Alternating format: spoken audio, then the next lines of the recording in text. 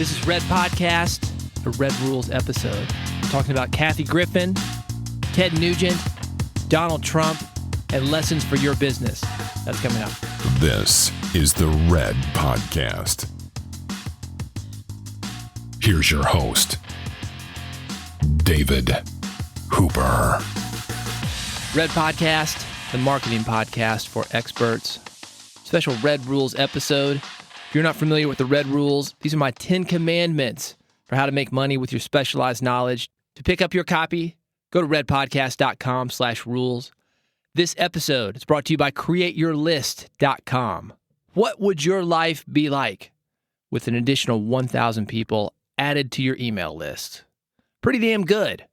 Too often we get caught up hearing these big numbers. I've got 80,000 people on my list, 90,000 people. Well, it starts with your first 1,000. Whether you've got a brand new project, a brand new list, you want to quickly add 1,000 people to it, or you've got an existing list that you want to add an additional 1,000 people to, createyourlist.com is a report with the best practices of what is working now when it comes to email marketing. Go to createyourlist.com right now before you forget. Pick it up and start adding more people to your list. I want to talk about Kathy Griffin. It's a name that you've probably seen in the news lately.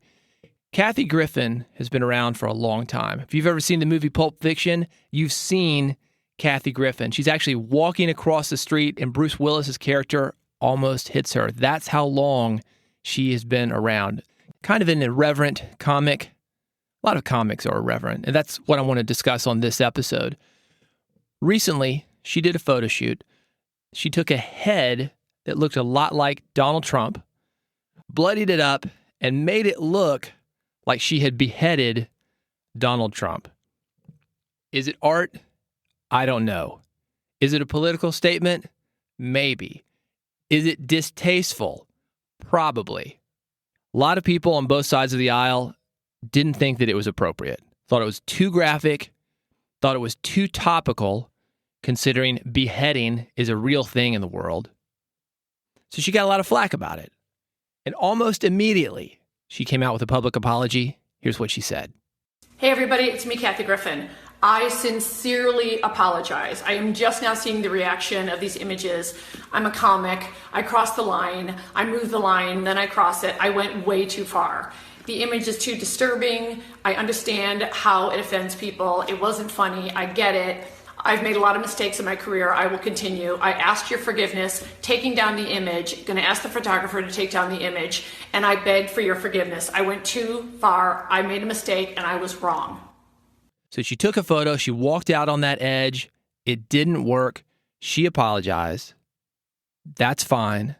She made a mistake, went too far.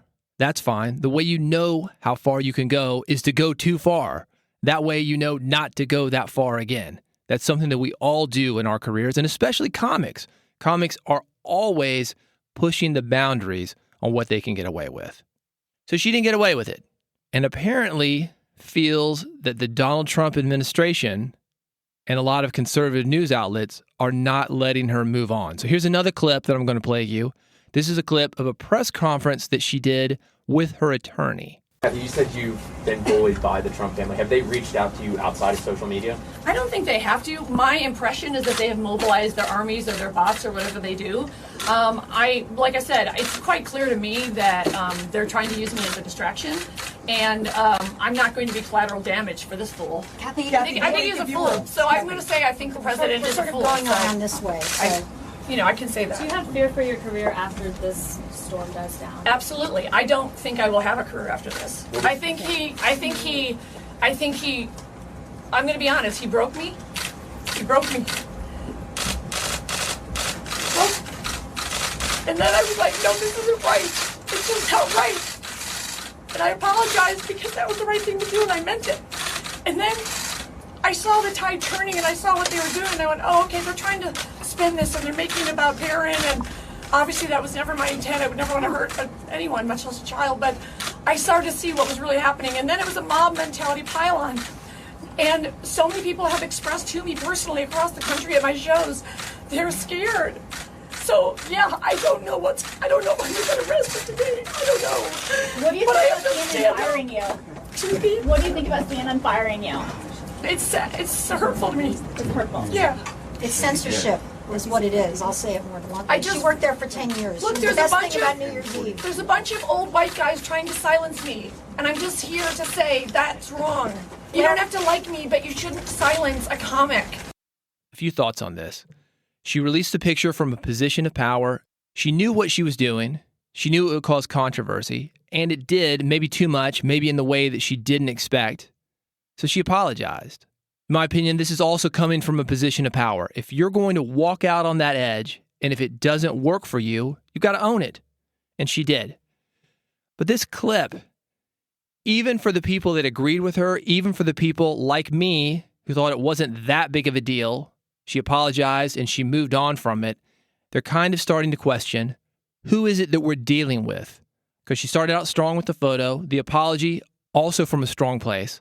But this, cries of censorship, cries of old white men trying to silence her. I don't think anybody's trying to silence her. I think people just didn't agree with what she was doing. And that's fine. She apologized. She can move on. Then she's got to keep bringing it up. And in other media, she said, this can happen to you. She's trying to get other people in on her mess. That is when you lose people. You walked out there. You were brave. It didn't work. Don't expect everybody to cover for you. When you do one thing and you say another, or you say one thing and you do another, people don't know how to react to you. And that's why people are confused about Kathy Griffin right now. And that's why, she may be right when she says this, she may not have a career from this point. It's not because somebody's trying to silence her. It's because people don't know what to expect. Is she going to be bold or is she not going to be bold? I remember being in a club one time. I was working with an industrial band. And this was like a hardcore industrial type club. Everybody's wearing leather. Everybody's wearing pleather or some kind of latex or rubber, metal accessories. Some of the dudes had shaved their teeth to where they looked like fangs. Hardcore industrial club. And I see this guy. He's a little bit older than most of the people there. Kind of look like a bar fly. One of those dudes that you see at the bar and you know that he's lived there for the last 5, 10, 20 years. This dude is walking up to women, grabbing their hands and licking their fingers, like sucking on their fingers. All these women around him, he's talking to them. They seem engaged, not completely creeped out. And I saw a friend of mine in the crowd, and I talked to her later. I said, what's the deal with that guy, man? It's kind of creepy. And she told me, she said, yeah, he's creepy, but you know what you're getting with him. And because she knew what she was getting with him, she knew she was going to go up there and extend her finger, and he's probably going to suck on it in kind of a creepy, pervy way. But she was cool with it. Now imagine that same scenario if you were in a sports bar, and there's like a frat guy, kind of a bro. He's sitting there watching the game, eating some fried cheese, buffalo wings. My friend sits next to him. All of a sudden, he takes her hand and starts sucking on her finger. She'd get out of there as quickly as she could. It would scare the bejesus out of her because that dude looks like something else. He's acting like he's something else. She doesn't know who to trust. People thought that they knew what they were getting when it came to Kathy Griffin. For the last 30 years, they've seen her in films. They've seen her on stage. They've seen her on television. She is what she is. Not anymore. Now she's crying. She's apologizing. She's playing the victim role. That's not Kathy Griffin. Kathy Griffin was a strong woman. Was a strong woman. Not now. She broke it. And I understand the pressure. And I understand that somebody could break from this kind of controversy and this kind of negative attention. But it's confusing to people. It's confusing to people. They don't know how to react to it. It makes them uncomfortable. They were looking for you to be the stoic person, the one to say, I'm not going to back down. I'm going to double down. And she's trying to double down, but she's trying to back down. We don't know what she's doing now. Can't trust her. This has happened a few times. I've seen it a lot, actually, in my work in the entertainment business. A couple of examples that you might be familiar with. Dee Snider from Twisted Sister, kind of a crazy guy. I believe he was arrested a few times for obscenity on stage for some of the things that he would say. In the 80s, there were some government hearings regarding censorship of music. The Parents Music Resource Center, PMRC, Al Gore's wife, Tipper Gore, she was heading it up. She was concerned about lyrics in rock and roll music. And Dee Snider, being the very aggressive guy that he was on stage, yelling things from stage, having song lyrics that some people didn't agree with and thought were vulgar, he went before the government committee to testify. So you've got this guy who normally wears makeup. He's not wearing makeup when he's testifying. And he tells the government, no. This is just an act. It's just an act. I don't smoke. I don't drink. I don't do any of these things. I'm happily married. Been married for a long time. I've got a great wife. I'm just a family guy. This is an act. Like cowboys and Indians. Put on my makeup, go on stage, and I play the part. It hurt him because his fans thought that that was real. More recently, Alex Jones, if you don't know that name, you'll know his voice kind of talks like this, and he's always pissed about everything. Sounds like he's yelled too much and his voice is completely shot. Recently, Alex Jones, he was going through this divorce trial. And in the trial, he's up against his ex-wife. They're figuring out who gets custody of the kids. And Alex Jones, his own attorney, said, no, Alex Jones isn't that crazy guy that he is on the radio. That's just a character that he's playing. He's living in a big house. He's a family man. He's a normal guy. Don't take his kids away based on that character he plays. Well, that hurts him because now we don't know what to trust. People are looking for something that's authentic. They want something that's real. And that applies to you. The people who listen to you and take your advice, this is not a game to them. They don't want somebody who's going to dress up, get on stage, get on the mic, get behind a blog, write a book, only to find out that it's an act. They want something real.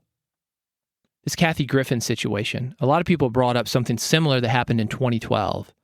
And that situation involved Ted Nugent, Uncle Ted, the Nuge. I've talked about him here on Red Podcast before. Got a big, big mouth. People thought Dee Snider was bad. Check out this 2012 stage rant from Ted Nugent. I was in Chicago last week. I said, hey, Obama, you might want to suck on one of these, you punk. You don't get that. Obama, he's a piece of shit. And I told him to suck on my machine gun. Let's hear it for him. And then I was in New York. I said, hey, Hillary, you might want to ride one of these into the sunset, you worthless. Since I'm in California, I want Barbara Boxer. She might want to suck on my machine gun. So let me set this up since there's no visual. He's on stage at a rock and roll show. Crazy crowd in the audience. He has guns in his hand. He's making threats to the President of the United States, Obama, saying some pretty nasty things about Hillary Clinton. I'm going to play you another one. This one's from an NRA rally, also 2012. Check this out. If Barack Obama becomes the president in November again, I will either be dead or in jail by this time next year. We need to ride into that battlefield and chop their heads off in November. Any questions? So Kathy Griffin has a picture of a head chopped off. Ted Nugent is talking about chopping heads off. Let's talk about the difference in how these things played out.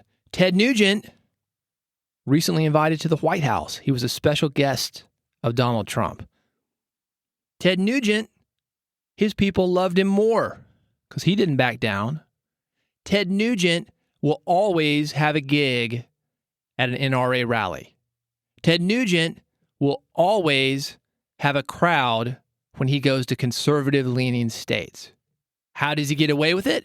Because you know what you get when you go to a Ted Nugent show. You know what you get when you book Ted Nugent as a guest. Just like his music. His music has not changed for 40 years. If you listen to Ted Nugent from the 70s, it's the same type of music, the same type of subjects, the same type of feeling and emotion that you would hear today. You can make the argument that Ted Nugent has not evolved as a human being. But when it comes to a fan base, that can be a very good thing because your fan base, they're not always evolving either. And when it comes to Ted Nugent, they know what they're going to get. What you're not going to get, you're not going to get an apology. What you're not going to get, you're not going to get backpedaling. This is rule number 2 of the red rules. Number 2, play your game. Play your game. You do it your way, and you don't apologize for it. If your way is being ultra-conservative like Ted Nugent, do it. If your way is being a born-again Christian, praise Jesus. If your way is being the exact opposite of those things, do them. You're not here to please everybody. You're not here to make friends. You're here to communicate a message, connect with people, and impact them. And they want stability. People don't have stability in their lives. The world is crazy.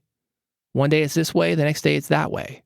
They're looking to you for stability. So you need to play your game.